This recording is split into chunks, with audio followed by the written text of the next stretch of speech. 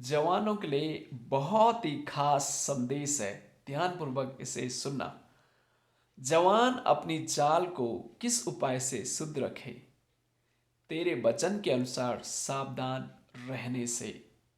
मैं पूरे मन से तेरी खोज में लगा हूं। मुझे तेरी आज्ञाओं की बाढ़ से भटकने ना दे। मैंने तेरे वचन को अपने हृदय में रख छोड़ा है कि तेरे विरुद्ध पाप ना करूं। हे यहोवा, तू धन्य है। मुझे अपनी विधियां सिखा। तेरे सब कहे हुए नियमों का वर्णन मैंने अपने मुंह से किया है। मैं तेरी चितौनियों के मार्ग से मानव सब प्रकार के धन से हर्षित हुआ हूं। मैंने तेरे उपदेशों पर ध्यान करूंगा और तेरे मार्गों की ओर दृष्टि रखूंगा। मैं तेरी विधियों से सुख पाऊंगा और तेरे वचन को ना भूलूंगा। ये भजन संहिता उसके 119 का 9 से लेकर 16 तक ये वचन लिखा गया है। जवान अपनी चाल को किस उपाय से शुद्ध रखे? जवानों के लिए एक खास संदेश है कि जवान अपने चाल चलन को कैसे शुद्ध रख सकते हैं। आज डिजिटल युग में जवानों के सामने बहुत सारी चुनौतियां हैं, बहुत सारे चैलेंजेस है, बहुत सारा अट्रैक्शन है, बहुत सारी पिक्चर्स हैं उनके सामने। और अभी इस वर्तमान समय में जवान कैसे अपने आप को प्योर रख सकते हैं, कैसे अपने आप को शुद्ध रख सकते हैं, ये बहुत सारा चैलेंजेस उनके सामने हैं। और लेकिन बाइबल धर्मशास्त्र हमें कहती हैं कि जवान कैसे अपने चाल चलन को शुद्ध रख सकता है। पहली बात, चाल चलन को शुद्ध रखने के लिए आपको परमेश्वर के वचन को पढ़ना होगा। परमेश्वर के वचन को पढ़ करके अपने चाल चलन को शुद्ध करें। दूसरी बात, आपके मन और तन को आप शुद्ध करें। आपका मन और तन शुद्ध कैसे होगा? जब आप परमेश्वर के वचन को पढ़ेंगे, आपका मन में परमेश्वर का वचन बातचीत करेगा। आपका मन आपके तन को शुद्ध रखने के लिए, वचन के अनुसार चलने के लिए आपकी मदद करेगा। एंड देन आपकी हृदय को शुद्ध आप कैसे रखें? परमेश्वर के वचन के द्वारा। जब परमेश्वर के वचन को आप पढ़ेंगे, आपका हृदय में परमेश्वर का वचन निवास करेगा। और हृदय में और मन में जो बुरे ख्याल आते हैं, बुरे विचार आते हैं, परमेश्वर का वचन आपको उन ख्यालों को दूर करने के लिए आपको रोकेगा। और सीखने में शुद्ध रखें। सीखने में, अपने आप को सीखने में आप शुद्ध कैसे रखें? जब आप सीखेंगे, परमेश्वर के वचन को आप सीखेंगे, परमेश्वर आपसे बातचीत करेगा और परमेश्वर आपको गलत चीज़ों को करने के लिए रोकेगा। तो आप सीखने के लिए परमेश्वर के वचन को सीखें, इसमें शुद्धता रखें, गलत चीज़ों को ना सीखें, गलत चीज़ों को ना करें, गलत चीज़ों को ना सुने। और आप परमेश्वर के वचन को आप सीखें, क्योंकि परमेश्वर के वचन को जो आप सीखते हैं तो आपको सही शिक्षा, सही दिशा, सही डायरेक्शन और सही विजन आपके लाइफ के लिए मिलेगा। तो परमेश्वर के वचन को आप सीखते रहें और अपनी बोली में शुद्धता रखें।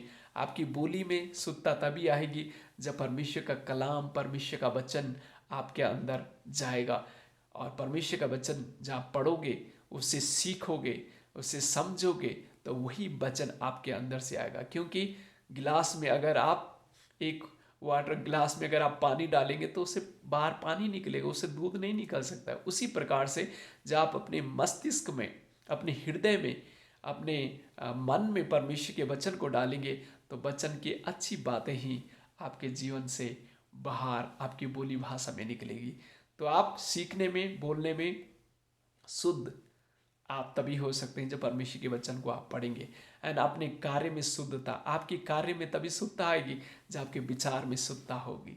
क्योंकि आपके विचार, आपके ब्रेन, आपका मन, आपका हृदय, आप जो सीखते हैं वही आपके चाल चलन को, वही आपके कार्य को करने के लिए आपको मजबूर करता है। अगर आप परमेश्वर के वचन को पढ़ रहे हैं और अच्छी बातों को सीख रहे हैं तो यही आपके चाल चलन में देखने को मिलता है। अगर आप बुरी संगति में बुरी चीज़ों को देखते हैं, उसको सुनते हैं, तो वो आपके कार्य में वो रिफ्लेक्ट होगा, वो कार्य में आपके लोगों को दिखेगा।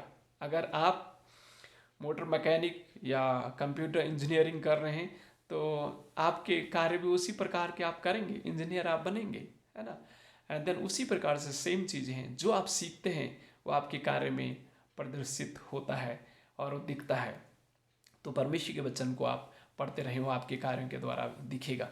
आज्ञा मानने में और भरोसा करने और विश्वास करने में शुद्धता रखें। आज्ञा बहुत ज़रूरी है। हर फील्ड में आज्ञाकारिता की आवश्यकता पड़ती है। आप घर में हैं, माँ बाप एक्सपेक्ट करते हैं आपसे कि आप आज्ञाकारी बने। स्कूल में हैं, टीचर एक्सपेक्ट करते हैं कि आप आज्ञाकारी बने। आप जॉब करते हैं, आपका बॉस एक्सपेक्ट करता है आपसे कि आप आज्ञाकारी बने, क्योंकि आज्ञाकारिता बहुत बहुत बहुत ज़रूरी है। और जब आप आज्ञाकारी होते हैं आपको भी आशीष मिलती है और आपके द्वारा और लोगों को भी ब्लेसिंग मिलती है। तो आज्ञाकारी बने, आज्ञाकारिता में शुद्धता होना बहुत ज़रूरी है। और ये तभी आएगा जब परमेश्वर के कलाम और वचन को पढ़ेंगे। आपका विश्वास और भरोसे में शुद्ध बने। विश्वास आपके अनुभव से बिल्ड होता है, बढ़ता है। तो आप परमेश्वर के वचन जब पढ़ते हैं, उसे सुनते हैं, उस वचन के सुनने के आधार पर और पढ़ने के आधार पर जो वचन आपको सिखाता है और आपसे बातचीत करता है उसके अनुसार करने की कोशिश करें। फिर धीरे धीरे वो चीज़ें जो आपके जीवन में होने लग जाए, आपका विश्वास बढ़ने लग जाएगा। फॉर एग्जांपल, आपने प्रार्थना की कि प्रभु मैं चाहता हूँ कि मेरा कार्य सफल हो जाए, और आपने प्रार्थना किया और आपका कार्य सफल हो गया और आपका विश्वास भरोसा बढ़ता है। हाल में ही किसी एक नर्स ने मुझसे प्रार्थना के लिए मांगा कि आप मेरे लिए प्रार्थना कीजिएगा, मैंने एग्ज़ाम्स लिखे हैं कि मैं सफल हो जाऊं। और मैंने प्रार्थना किया उनके लिए और उनका रिजल्ट पॉजिटिव रहा, वो पास हो गई। फिर उनका डॉक्यूमेंट्स पेंडिंग में पड़े थे और काफ़ी समय से पड़े थे, और उन्होंने कहा कि आप प्रेयर कीजिएगा, और प्रार्थना उनके लिए की और उनका डॉक्यूमेंट्स भी उन्हें मिल गया। तो उनका भरोसा परमेश्वर पर और बढ़ता चला गया और बढ़ रहा है। तो इसी प्रकार से जब आप और मैं, विश्वास और भरोसा हमारा तभी बढ़ता है जब परमेश्वर के वचन को सुनते हैं, पढ़ते हैं, और धीरे धीरे फिर हमारा भरोसा उस पर बढ़ता है। तो जवानों, ये जवानों के लिए संदेश नहीं है सिर्फ, जवान अपने चाल को शुद्ध किस प्रकार से रहें, लेकिन हम सबों के लिए हैं, हम सब के लिए हैं कि हम परमेश्वर के वचन को पढ़ें और अपने चाल चलन को शुद्ध रखें, अपने मन को शुद्ध रखें, अपने हृदय को शुद्ध रखें, सीखने में शुद्धता रखें, बोलने में शुद्धता रखें, कार्य करने में शुद्धता रखें, आज्ञा मानने में शुद्धता रखें, विश्वास और भरोसा करने में शुद्धता रखें। और अगर आप रखेंगे शुद्धता, आप आशीष पाएंगे और आपके द्वारा दूसरे भी आशीष पाएंगे। God bless you. Thank you very much.